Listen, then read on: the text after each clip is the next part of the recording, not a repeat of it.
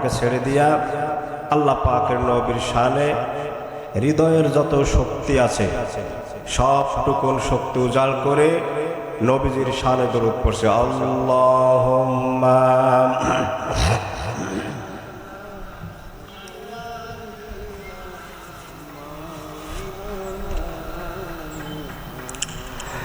ওয়ালা আলি সাইয়্যিদিনা মাওলানা মুহাম্মদ।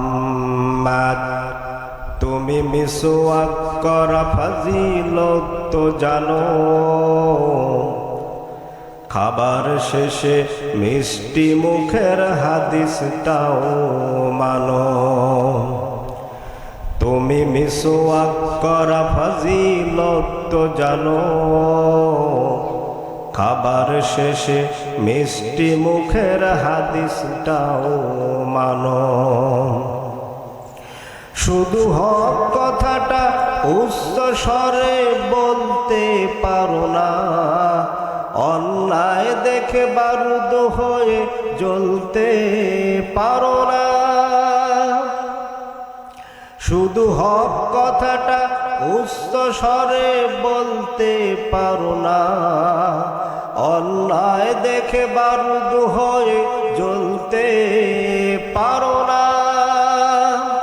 কেমন মুসলমান তুমি একটু বলো না, কেমন তোমার ঈমান একটু বলো না। আলহামদুলিল্লাহ, ডেকোরেটর মালিক ও শ্রমিকদের উদ্যোগে তৃতীয়তম এক বিশাল তাফসীরুল কোরআন মাহফিলের স্বনামধন্য সভাপতি, বিশেষ অতিথিবৃন্দ, আমন্ত্রিত অতিথিবৃন্দ, আজকের এই মাহফিলে যিনি সভাপতিত্ব করছেন আলহাজ মিজানুর রহমান মিজান আকন্দ, বিশিষ্ট সমাজকর্মী, প্রতিষ্ঠা মিজান দরিদ্র ছাত্র তহবিল গ্রন্থাগার ও প্রভাষক, শুকুরের হাট ডিগ্রি কলেজ, মিঠাপুকুর, রংপুর। সহসভাপতিত্ব করছেন জনাব মোহাম্মদ রাঙ্গা সরকার, সভাপতি ডেকোরেটর মালিক ও শ্রমিক সমিতি, শুকুরের হাট, মিঠাপুকুর, রংপুর। স্টেজে বসা হযরত উলামায়ে কেরাম, আমার পূর্বে যিনি কথা বলেছেন সম্মানিত শ্রদ্ধেয় ছোট ভাই, আমার সামনে উপবিষ্ট বিভিন্ন জায়গা থেকে আগত আল্লাহর কোরআন প্রেমিক, রাসূলের সৈনিক, দিনদার ইমানদার ভাইয়েরা, পর্দার অন্তরালের সতী সধবা, সম্মানিত মা এবং বোনেরা, আলোচনা শুরুতেই মহান রবের দরবারে কালিমাতুশ শুকর আদা করছি, যেই মহান মনিব আমাদেরকে সুবহে সাদিক থেকে শুরু করে পর্যন্ত পানাহাত থেকে বিরত রেখে দিন ইসলাম প্রতিষ্ঠার আঞ্জাম তাফসীরুল কোরআন মাহফিলে বসে আল্লাহ পাকের কোরআন শোনা এবং বলার তৌফিক দান করেছেন, সেই মহান জাল্লা ওয়া শানুহুর দরবারে অগণিত শুকরিয়া আদা করছি। সকলেই কণ্ঠটাকে ছেড়ে দিয়ে বলছি আলহামদুলিল্লাহ। দরুদ ও সালাম পেশ করছি সেই নবীর উপর যার আনিত বিধান মানলে ইহকালীন জীবনে কল্যাণ পাওয়া যায়, পরকালীন জীবনে মুক্তি অর্জন করা সম্ভব হয়। সেই নবীর প্রতি দরুদ পড়ছি, সকলেই বলছি সাল্লাল্লাহু আলাইহি ওয়াসাল্লাম। সম্মানিত ভাইয়েরা, আলোচনার শুরুতেই আপনাদের কাছে জেনে নিতে চাই আপনারা কেমন আছেন। এই মাহফিল আসতে পেরে আপনারা খুশি না বেজার? কিয়ামতের ময়দানে আল্লাহ পাক যখন মানুষদেরকে হিসাবের জন্য ডাকবেন, সেই দিন কিন্তু মানুষদের জবানগুলো বন্ধ হয়ে যাবে। সেই দিন মানুষের হাত এবং পা সাক্ষী দিবে। তাহলে ছোট্ট প্রশ্নটি করে নেই, সেটি হলো, আপনারা যখন বাড়ি থেকে রওনা দিয়েছেন মাহফিলে আসার জন্য, তখন বলেন তো আপনারা কি হাতে হাত রেখে এখানে এসেছেন না পা দিয়ে হেঁটে এসেছেন?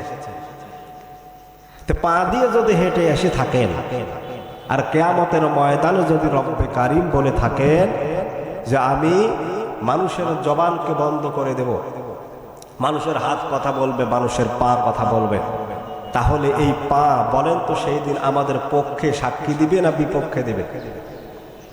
তাহলে সাক্ষীটা যদি আল্লাহর দরবারে কোরআনের তাফসীরের মাহফিলের পক্ষে আপনার হয়ে যায়, তাহলে কিয়ামতের দিন আমার আল্লাহ বলছেন, যেহেতু কোরআনের সাক্ষ্য বান্দার পক্ষে হয়েছে, আমিও সাক্ষী দিলাম বান্দাটা আমার আল্লাহর জান্নাতি। বলেন সুবহানাল্লাহ। কিন্তু যে সমস্ত ভাইয়ের এখন পর্যন্ত আসতে পারে নাই, আল্লাহ যদি ইচ্ছা করতেন আমাদেরকে এই সময়টা হসপিটালের বেডেও রাখতে পারতেন, ঠিক কিনা বলেন? কিন্তু আল্লাহ পাক কি সেটা করেছেন? করেন না।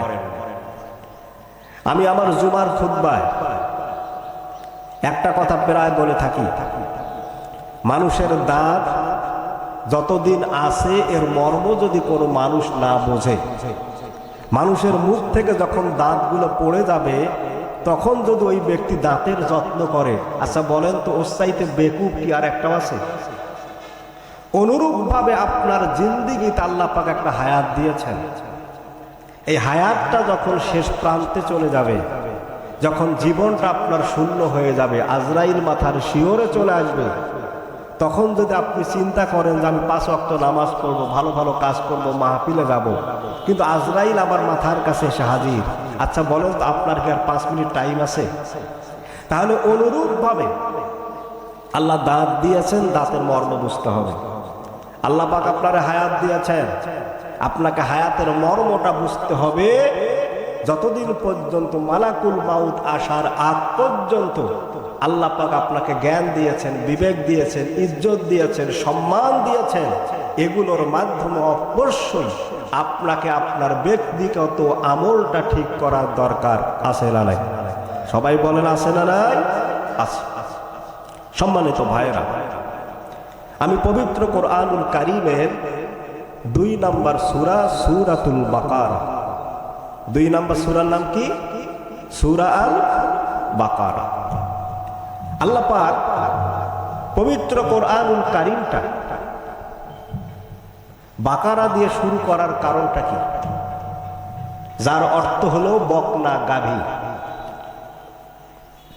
কিন্তু আল্লাহ পাক শুরু করলেন সূরাটা সূরার বাকারা দিয়া, মানে গরু দিয়ে শুরু করলেন। কেন? কারণটা কি? কারণটা হলো সূরা বাকারা দিয়ে শুরু করলেন আর মানুষ দিয়ে আল্লাহ পাক সূরা শেষ করলেন সূরা আন-নাস। এর অর্থ হলো এই কোরআনুল কারীমের ভিতরে যারা ঢুকতে পারবে, বুঝতে পারবে, ব্যক্তিগত আমলটা যারা ঠিক করতে পারবে, আল্লাহ পাক বলেন গরুর চরিত্র থেকে ওই মানুষটাকে কোরআনের বদৌলত আমি আল্লাহ পাক মানুষ রূপে বের করে দিয়ে দেবো। সুবহানাল্লাহ। তাহলে এই কোরআনুল কারীমটা পড়ার দরকার আছে না নাই? আছে। তাহলে বলছিলাম যে আমি সূরা 2 নম্বর সূরা আল বাকারা, এখান থেকে আমি 183 নম্বর আয়াতে কারিমা এবং 185 নম্বর আয়াতে কারিমা আপনাদের সামনে আমি তেলাওয়াত করেছি। সূরা আল বাকারায় আল্লাহ পাক 286টি আয়াত দিয়েছেন। কতটি আয়াত দিয়েছেন? 286 আয়াত। তার মধ্য থেকে আমরা পড়েছি 183 আর 185 নম্বর আয়াত। এই আয়াতে কারিমার সরল অনুবাদ হলো, আল্লাহ পাক এখানে ঈমানদারদেরকে ডেকে বলছেন, ইয়া আইয়ুহাল্লাযীনা আমানু, ওহে পৃথিবীতে যারা কালিমা পড়ে মুসলমান হয়েছো, কুতিবা আলাইকুমুস সিয়াম কামা কুতিবা আলাল্লাযীনা মিন ক্বাবলিকুম, হে পৃথিবীর মানব সকল যারা রোজা রেখেছো, তোমাদের মতো রোজা আমি পূর্ববর্তী যত জাতি এই পৃথিবীতে পাঠিয়েছিলাম তাদের উপরে এই রোজাটাকে কি করেছিলাম? ফরজ করেছিলাম। কেন? লাআল্লাকুম তাত্তাকুন। আল্লাহ পাক মুত্তাকির যত কথা বলেছেন কোরআনুল কারীমে, তন্মধ্য থেকে আল্লাহ পাক বলেছেন মুত্তাকি হওয়ার অন্যতম মাধ্যম হলো রমজানুল মুবারকে রোজা রাখা। বলেন সুবহানাল্লাহ। আরেক জায়গায় 185 নম্বর আয়াত আল্লাহ পাক বলেছেন শাহরু রমাদান আল্লাযী উনজিলা ফীহিল কুরআন। এটা হলো সেই মাস যেই মাসে আমি আল্লাহ পাক নবীর উপরে আল্লাহ পাকের 30 পারা কোরআনটা নাজিল করে দিয়েছে। সুবহানাল্লাহ। কেন? হুদাল লিন্নাস। এই কোরআনের সংস্পর্শে যদি কোনো হিন্দু আসে, কোনো বৌদ্ধ আসে, কোনো খ্রিস্টানও আসে, যদি কোরআনটাকে মানতে চায়, বুঝতে চায়, আমার আল্লাহ পাক বলছেন অবশ্যই ওই মানব সম্প্রদায়কে আমি আল্লাহ পাক কোরআন দিয়ে হেদায়েতটা দান করে দেব। সুবহানাল্লাহ। এই যে আয়াতে কারিমা দুইটা তেলাওয়াত করা হলো, একটা হলো 183 নম্বর, আর একটা আয়াতে কারিমা হলো 185 নম্বর। এই দুইটা আয়াতে কারিমা নির্যাসিত করলে, ব্যাখ্যা বিশ্লেষণ করলে রোজার শিক্ষা 10টা বের হয়। রোজার শিক্ষা কয়টা বের হয়? 10টা। এই 10টা শিক্ষা কি কি আমরা আজকে শুনে এবং মুখস্থ করে যাব। সবাই চিল্লায় বলে ইনশাআল্লাহুল আজিজ। সম্মানিত ভাইরা, যে মাসটা চলছে আল্লাহ পাকের কাছে সবচাইতে শ্রেষ্ঠ মাস হলো রমজানুল মুবারক। আল্লাহ পাকের কাছে শ্রেষ্ঠ মাসের নাম কি? রমজানুল মুবারক। এই রমজানুল মুবারকটা আল্লাহ রাব্বুল আলামিনের কাছে প্রিয় হওয়ার কারণটা কি? আল্লাহ পাক বাকি 11টা মাসটাকে কেন গুরুত্ব দিলেন না? রমজানুল মুবারকে আল্লাহ রাব্বুল আলামিন কেন গুরুত্ব দিলেন, কেন মহত্ব দান করলেন? এর কারণ হলো আল্লাহ রাব্বুল আলামিন অন্য মাসে কোরআন নাজিল করেন নাই, বরং আল্লাহ রাব্বুল আলামিন রমজানুল মুবারক আল্লাহর কোরআনটা নাজিল করে দিয়েছেন। বলেন সুবহানাল্লাহ। এই কোরআনের মর্তবা কেন হলো আল্লাহ পাক সেটাও বলে দিয়েছেন।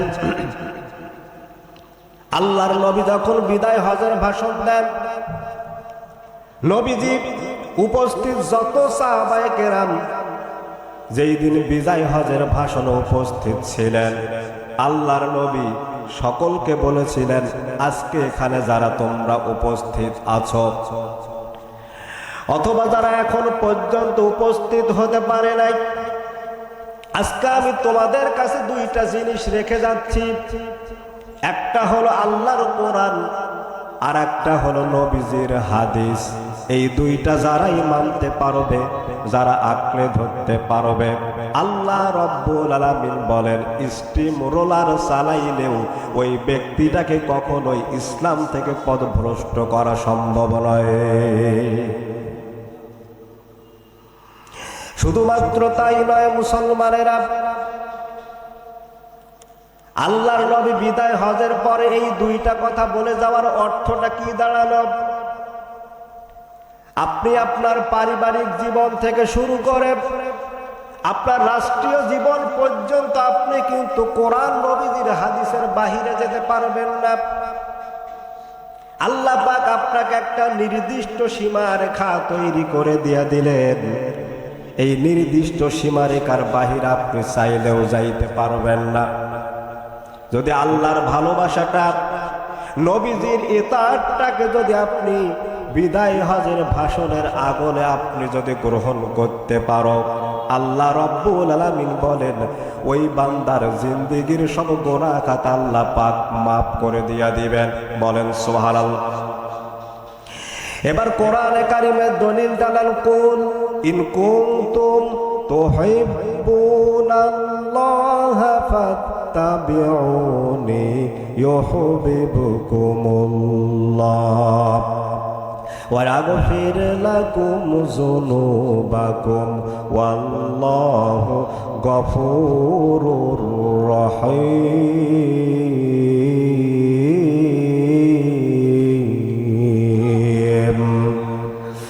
আল্লাহ পাক এখানে বড় কাপ এবং লাম দিয়ে বলেছেন কুল, হে নবী আপনি বলে দেন, ইন যদি তুহিব্বুনাল্লাহ, তোমরা আল্লাহ পাকের ভালোবাসা পেতে চাও, আল্লাহকে ভালোবাসতে চাও, আল্লাহর দিন যদি মানতে চাও, নবীজির আদর্শ যদি তোমরা মানতে চাও, তাহলে অবশ্যই তোমরা আল্লাহর নবীর ইতাআত করো, অনুসরণ করো। এখন এখানে তাবউনের ব্যাখ্যায় মুফাসসিরিনে কেরামরা বলেছেন, তাবউন শব্দের অর্থ হলো অনুসরণ করা, অনুকরণ করা। তাহলে আল্লাহর নবী তায়েফের ময়দানে মার খেয়েছেন কি খান নাই? বলেন বলেন। নবীজি এমন ভাবে তায়েফের ময়দানে রক্তাক্ত হয়েছিলেন, জিবরাইলকে আল্লাহ রাব্বুল আলামিন নবীজির কাছে পাঠিয়ে দিলেন। নবীজিকে বললেন, নবীজি আপনি শুধু একবার অর্ডার করেন, আমি গোটা তায়েফবাসীকে উল্টিয়ে পাল্টিয়ে ধ্বংস করে দেব। আচ্ছা বলেন তো আল্লাহর নবী জিবরাইলের কথা কি শুনছিলেন? অন্যদিকে আবার লক্ষ্য করেন, হযরত ইব্রাহিমকে যখন আগুনে ফেলানো হলো, আল্লাহ পাক জিবরাইলকে পাঠিয়ে দিলেন। হযরত ইব্রাহিমকে বললেন, ইব্রাহিম তুমি তো বড় বিপদে আছো, মুসিবতে আছো, তুমি যদি আমার কাছে সাহায্য চাও তাহলে নমরুদের অগ্নি কুণ্ড থেকে আমি তোমাকে রক্ষা করব। আচ্ছা বলেন তো ইব্রাহিম জিবরাইলের কাছে সাহায্য চাইছিলেন কি? তার মানে তাদের অন্তঃকরণে কিন্তু ঈমান আছে, তাকওয়া আছে। যদি আমাদের এরকম বিপদ হতো আমরা বলতাম যে আল্লাহকে বাঁচাও, তারপর পরে কথা। কিন্তু ইব্রাহিম ও জিবরাইলের কাছে সাহায্য চাইলেন না। জিবরাইলকে ইব্রাহিম বললেন, ইয়া আখি জিবরাইল, আমি তো এমন অন্ধ আল্লাহর ইবাদত করি না, আমি বিপদে পড়েছি, আল্লাহ এখন পর্যন্ত আমার দেখেন নাই।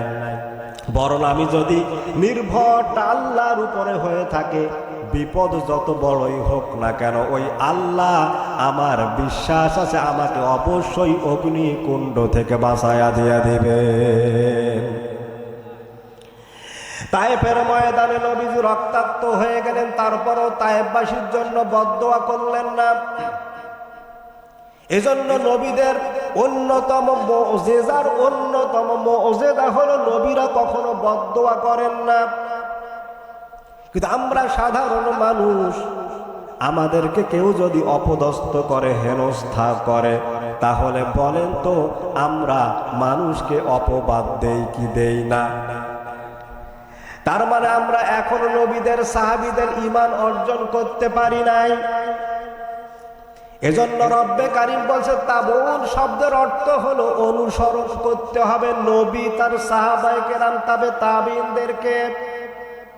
তাহলে আপনার ফায়দাটা কি হবে? ওয়ায়াগফির লাকুম যুনুবাকুম ওয়াল্লাহু গফুরুর রহিম। আল্লাহ পাক বলেন, হে পৃথিবীর বান্দারা শোনো, যদি আল্লাহ পাককে ভালোবাসার নিমিত্তে কোন বান্দা যদি আল্লাহ রাব্বুল আলামিনকে ভালোবাসার নিমিত্তে নবীকে ভালোবাসতে পারে, আমি আল্লাহ পাক গ্যারান্টি দিয়ে দিলাম ওই বান্দার জিন্দেগীর যত গুনাহ আছে সব গুনাহ খাতা আমি আল্লাহ রাব্বুল আলামিন বান্দার মাফ করে দিয়া দিব। এই বিশ্বাসটা কি হয়? বলেন বলে বিশ্বাস হয়। তাহলে বলছিলাম যে আল্লাহ পাক 183 নম্বর এবং 185 নম্বর আয়াতে একজন রোজাদারের 10টা শিক্ষা দান করেছেন। রোজাদারদের জন্য কয়টা শিক্ষা? 10টা শিক্ষা। এখানে ছোট ছোট বাচ্চা যারা আছে তারা ছাড়া আমার মনে হয় বেরোজাদার আছে এরকম লোক কি এখানে আছে?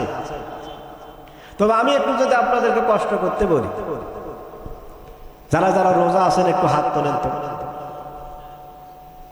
লিল্লাহি তাকবীর। আল্লাহ পাক কিয়ামতের ময়দানে রোজাদারের বদৌলত আল্লাহ পাক যেন আমাদেরকে তার জান্নাতটা দান করেন, বলেন আমিন। তাহলে বলছিলাম যে একটা রোজাদারদের জন্য 10টা শিক্ষা আছে। কয়টা শিক্ষা আছে? 10টা শিক্ষা আছে। আপনি রোজা রাখলেন, রোজার গুরুত্বও বোঝেন না, রোজার ফজিলতও বোঝেন না, কিন্তু হর হামেশা ভাবে আপনি সুবহে সাদিক থেকে সূর্যাস্ত পর্যন্ত আপনি রোজা রেখেছেন। আপনি কিছু বুঝলেন না, রোজার তারতম্য বোঝেন না, রোজা কি করলে ভাঙে সেটাও জানেন না, তাহলে আপনার ওই রোজার কি কোনো গুরুত্ব আছে?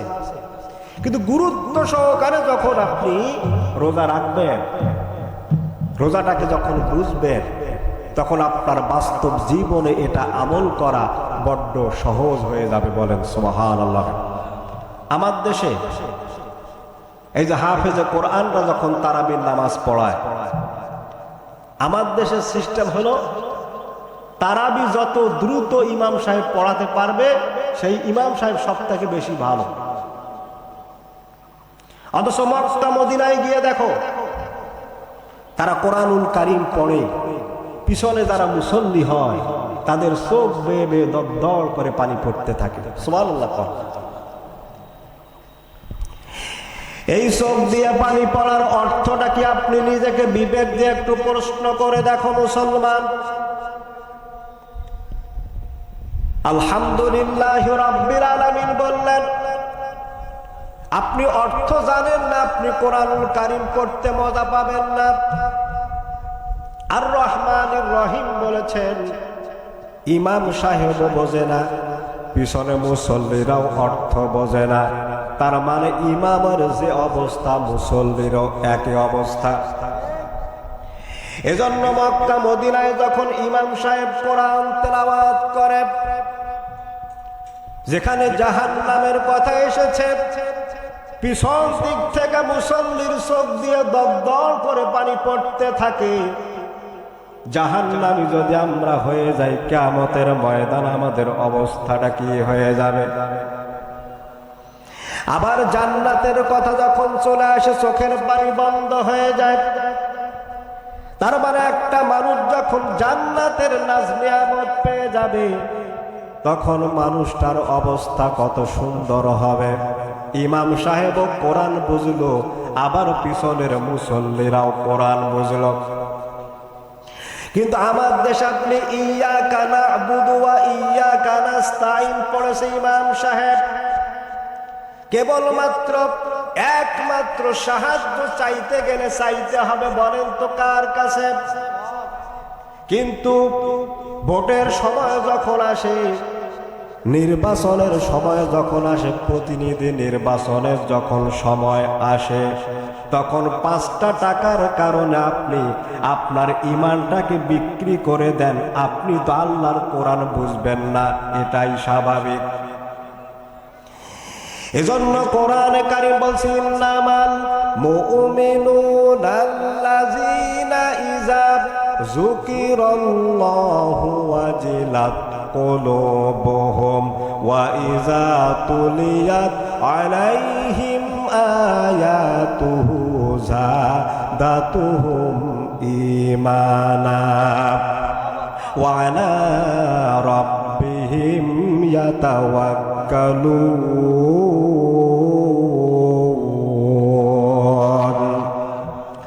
আল্লাহ পাক সূরা আনফালের 2 নম্বর আয়াতে বলেন, মুমিন তো হলো তারাই ইজা যুকিরাল্লাহু ওয়াজিলাত কুলুবুহুম, যখন তাদের সামনে কোরআনটা তেলাওয়াত করা হয়।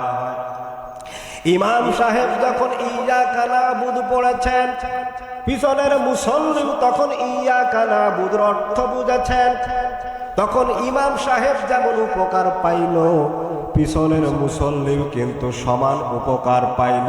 তাদের আমলের জিন্দেগিটাও কিন্তু একদম সুন্দর হয়ে গেল। অনুরূপভাবে তাদের ঈমানটাকে আল্লাহ পাক বৃদ্ধি করতেই থাকেন।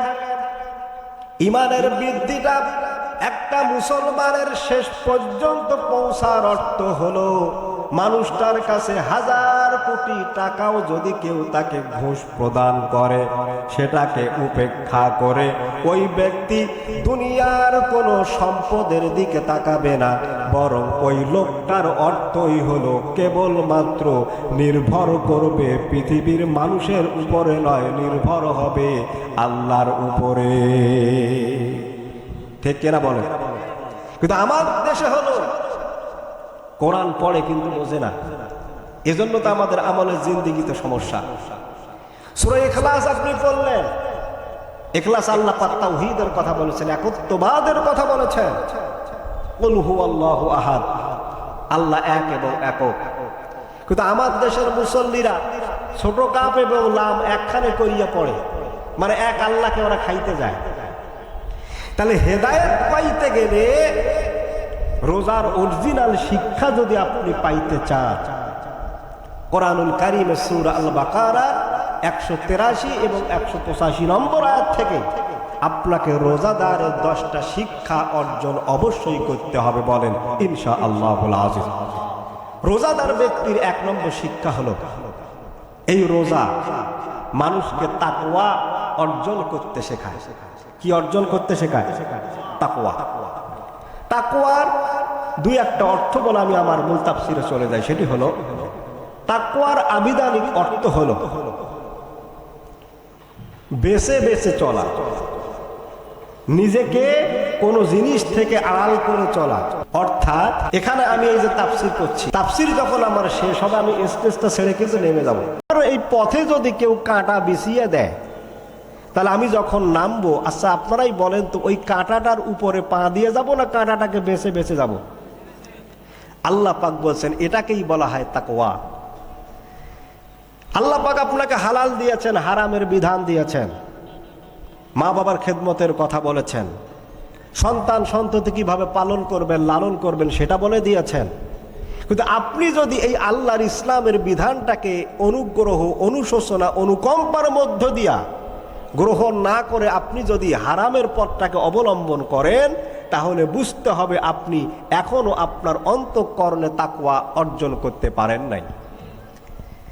আপনি যদি বাতিল পন্থা পরিহার করে সমস্ত মানব তৈরি আইন, মানব শাসিত সমাজ সবগুলো উপেক্ষা করে যদি আপনি আল্লাহর কোরআন অনুযায়ী বাস্তব জীবনটাকে রাষ্ট্রীয় জীবন পর্যন্ত পরিচালনার দায়িত্ব গ্রহণ করতে পারেন, তাহলে আল্লাহ পাক বলছেন রোজার মাধ্যমে তোমার অন্তঃকরণে আমি আল্লাহ পাক তাকওয়াটাকে পয়দা করে দিয়েছি। সুবহানাল্লাহ। এজন্য রোজাদারদের 1 নম্বর শিক্ষা হলো,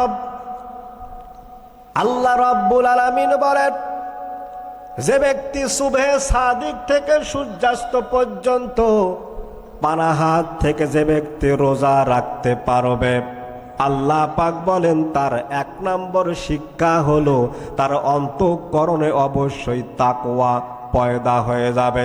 বলেন সুবহানাল্লাহ। এজন্য আল্লাহ পাকের নবী বলেছেন, যে ব্যক্তি মারা যাবে তার পূর্বে তাকে প্রকৃত মুসলমান হতে হবে। এখানে প্রকৃত মুসলমান শব্দের অর্থ আপনি কি বোঝেন? আত্মসমর্পণ করতে হবে। আত্মসমর্পণের অর্থ মুফাসসিরিনে কেরামরা 13টা দিয়েছেন। তার মধ্যে অন্যতম তাফসীর হলো আপনাকে অবশ্যই বাতিলের কাছে নয়, মাথা নত করতে হবে আল্লাহর কাছে। কার কাছে? তাহলে আল্লাহর কাছে মাথা নত করার অর্থ হলো ইসলামের কাছে মাথা নত করা। আল্লাহর কাছে মাথা নত করার অর্থ হলো কোরআনের কাছে আপনাকে মাথা নত করতে হবে। আর কোরআনুল কারীমের কাছে মাথা নত করার অর্থ হলো কোরআনের ভিতরে যা আছে সবগুলোই আপনি মানতে বাধ্য, অস্বীকার করা যাবে নাকি?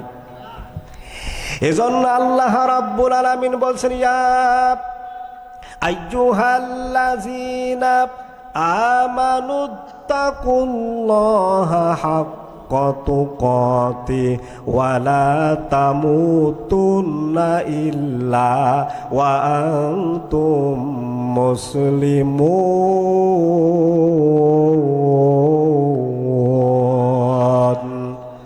আল্লাহ পাক সূরা আলে ইমরানের 102 নম্বর আয়াতে বলেন, এখানে আল্লাহ পাক ঈমানদারদের ডেকে বললেন। এখানে আল্লাহ পাক চাইলেও কিন্তু কাফের বেঈমানদেরকেও ডেকে বলতে পারতেন, কিন্তু তা বলেন নাই। আল্লাহ পাক সরাসরি বললেন, ইয়া আইয়ুহাল্লাযীনা আমানু, ওহে ঈমানদারেরা, ইত্তাকুল্লাহ মানে তোমরা আল্লাহকে বেশি বেশি ভয় করো, মানে তাকওয়া অর্জন করো। আমি একটা কথা বারবার উদাহরণ দেই, সেটি হলো মাহফিলের প্যান্ডেল বসে আছেন, একটা যদি বিষাক্ত সাপ আপনাদের এই দিকে তেড়ে আসে, মনে হয় আপনারা বসে থাকবেন? কি করবেন? পালাবেন। কেন পালাবেন? তার মানে সাপটাকে আপনি ভয় করতেছেন, সাপ হিসাবে বিষাক্ত সাপ আপনাকে সবল দিলে আপনার কি হতে পারে? মৃত্যু হতে পারে। অথবা মহিলাদের প্যান্ডেল থেকে যদি একটা বাঘ, রয়্যাল বেঙ্গল টাইগার, সে যদি আপনাদের দিক থেকে পিছন থেকে তেড়ে আসে, আমার মনে হয় আমি বক্তব্য দিতেছি তাতে কি হয়েছে, আমি মনে হয় দৌড়ার টাইম পাবো না। তাহলে আপনি বাঘকে ভয় করলেন বাঘ হিসাবে, বিষাক্ত সাপকে আপনি ভয় করেছেন সাপ হিসাবে, বাঘকে ভয় করলেন বাঘ হিসাবে। কেন? রয়্যাল বেঙ্গল টাইগার যদি আপনাকে আক্রমণ করে, বিষাক্ত সবল যদি আপনারে দেয়, মাংসাশী প্রাণী, আপনার জীবনটা কি নষ্ট হয়ে যেতে পারে। সাপ সবল দিল বিষাক্তের কারণে, আপনার জীবনটা প্রাণহানি হতে পারে। আপনি ভয় করলেন সাপকে সাপ হিসাবে, বাঘকে বাঘ হিসাবে। আল্লাহ পাক বলছেন তাকওয়ার অন্যতম মাদ্দা হলো রবকে যতক্ষণ তুমি রব হিসাবে ভয় করতে পারো নাই, ততক্ষণ পর্যন্ত তোমার অন্তঃকরণে তাকওয়া অর্জন করা সম্ভব নয়। বলেন সুবহানাল্লাহ। এজন্য আল্লাহ রাব্বুল আলামিন ঈমানদারদেরকে ডেকে বললেন ইত্তাকুল্লাহ, তোমরা ভয় করো কাকে?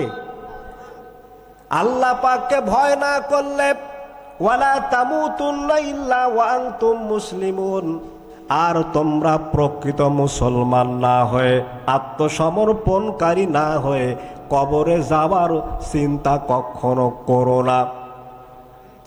তার কারণ হলো কবরের মধ্যে প্রথম তিনটা প্রশ্ন হবে। মান রব্বুকা, তোমার রব কে ছিল? এই যে মান রব্বুকার মধ্যে আল্লাহ পাক সব কিছুই তৈরি করে দিয়েছেন। মান রব্বুকার অর্থ হলো আল্লাহ পাক তোমাকে সৃষ্টি করেছেন। মান রব্বুকার অর্থ হলো মাতৃগর্ভে আল্লাহ পাক তোমাকে তৈরি করে দিয়েছেন। মান রব্বুকার অর্থ হলো এই দুনিয়াতে আপনি যে রিজিক প্রাপ্ত হচ্ছেন, রিজিকের মালিক বলেন তো কে?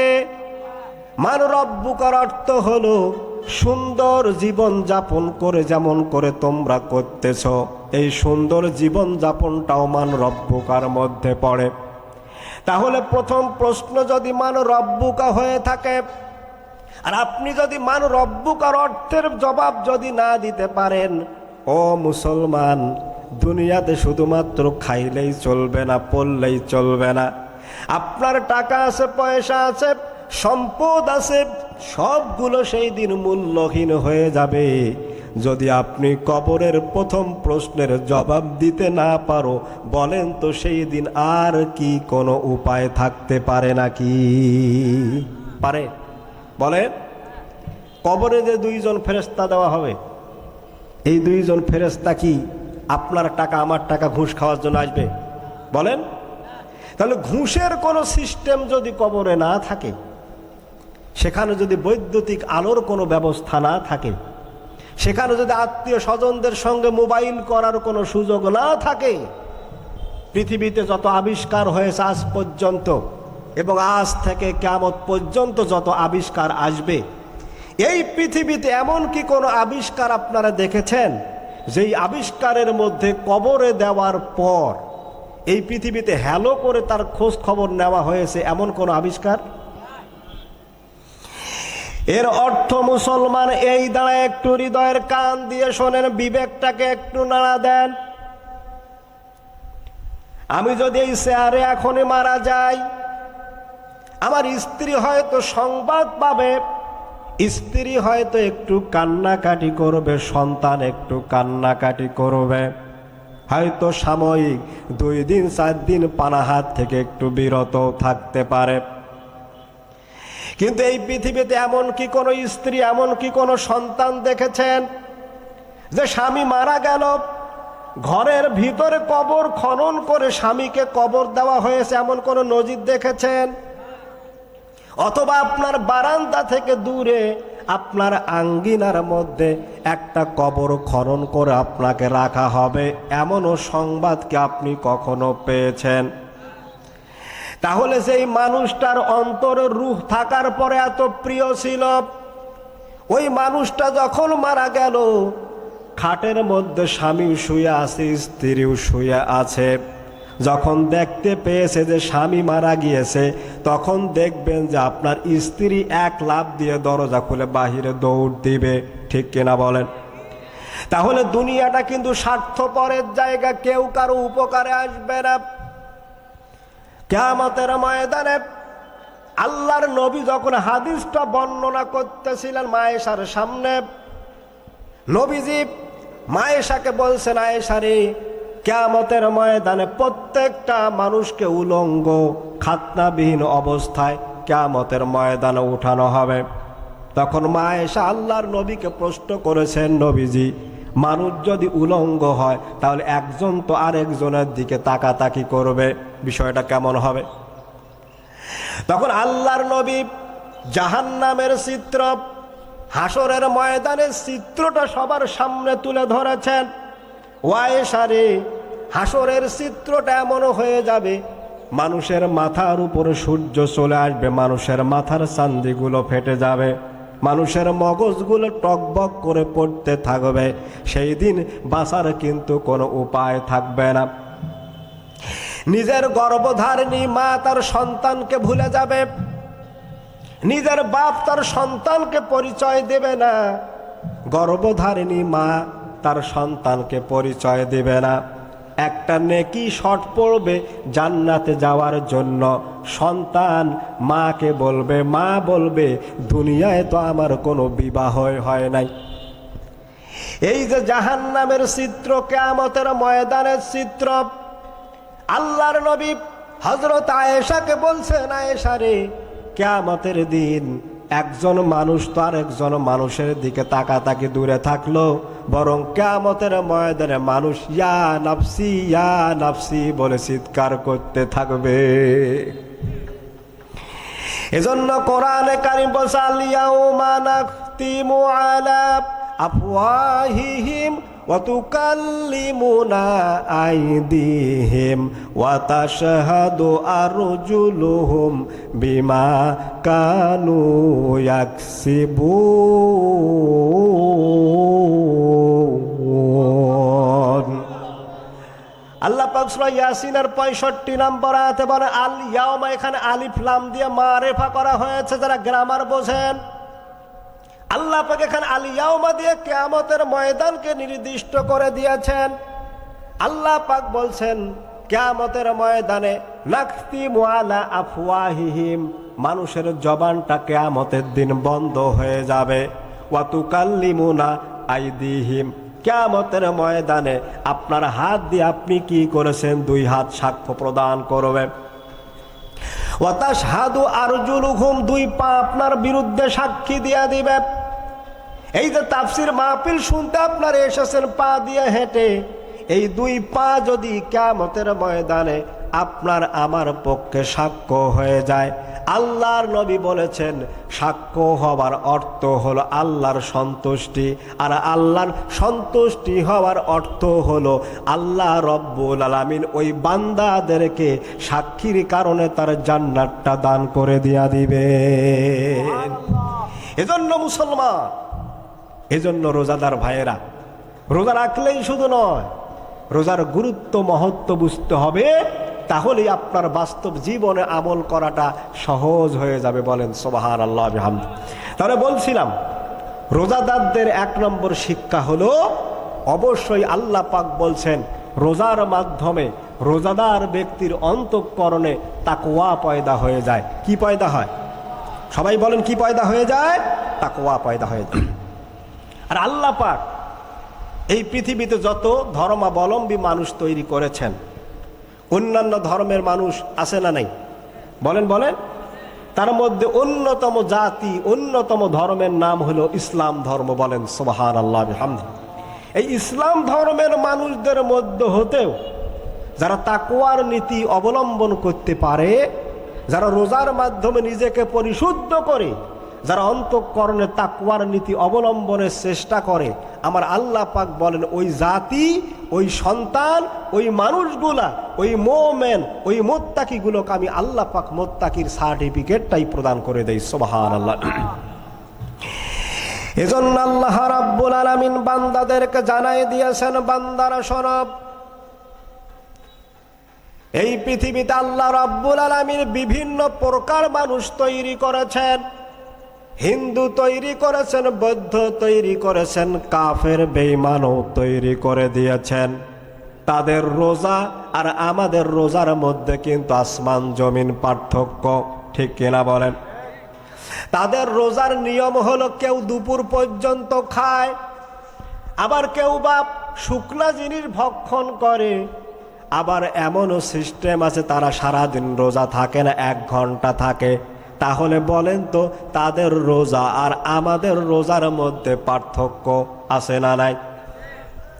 এজন্য কোরআনে কারীম বলছে, ইয়া আইয়ুহান নাসু ইন্না খলাকনাকুম মিন যাকারিন আও উনসা ওয়া জাআলনাকুম শুউবান ওয়া ক্বাবাইলা লিতাআরাফু ইন্না আকরামাকুম ইনদাল্লাহি আতকাকুম ইন্নাল্লাহা আলিমুন খাবীর। আল্লাহ পাক সূরা হুজরাতের 13 নম্বর আয়াতে বলে, ইয়া আইয়ুহান নাস। পূর্বে আল্লাহ পাক বলছে ইয়া আইয়ুহাল্লাযীনা আমানু, কিন্তু আল্লাহ পাক এখানে ইয়া আইয়ুহান নাস কেন বললেন? এখানে নাস দিয়ে আল্লাহ পাক সব প্রকার মানুষকে বুঝিয়েছেন। হিন্দু বুঝিয়েছেন, খ্রিস্টান বুঝিয়েছেন, বৌদ্ধ মুসলমান সবাইকে বুঝিয়েছেন। ইন্না খলাকনাকুম মিন যাকারিন আও উনসা, একটা মানুষ যখন ভূমিষ্ঠ হয়ে যায় দুনিয়াতে, তখন কিন্তু 2টা মানুষের খুব